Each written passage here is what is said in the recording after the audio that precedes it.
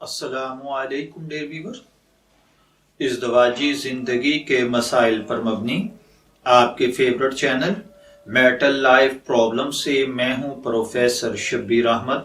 हमारा आज का टॉपिक है तलाक़ मुअल्लक़। ये एक सवाल है जो कि एक बहन ने पूछा है।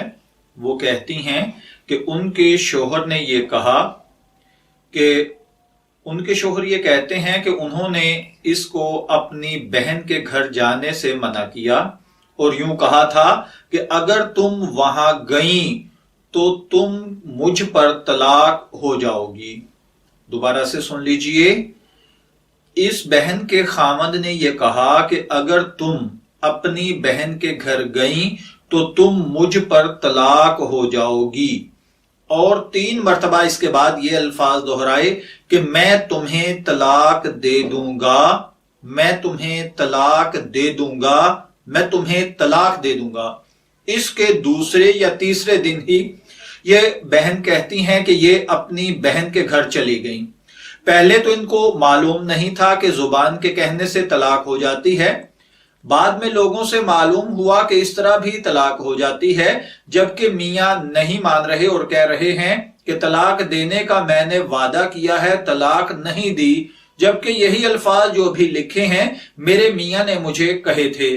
क्या इस सूरत में तलाक हुई या नहीं? अगर हुई तो इसका क्या हल होगा? देखिए, पहले तो आप इन अल्फाज को जरा तवज्जो के साथ सुन लीजिए।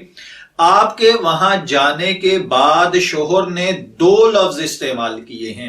एक ये कि अगर तुम वहां गई तो मुझ पर तलाक हो जाओगी। अगर तुम वहां गई तो मुझ पर तलाक हो जाओगी, इसका मतलब यह है कि इस जुमले की वजह से आपको एक तलाक वाक़ई हो चुकी है।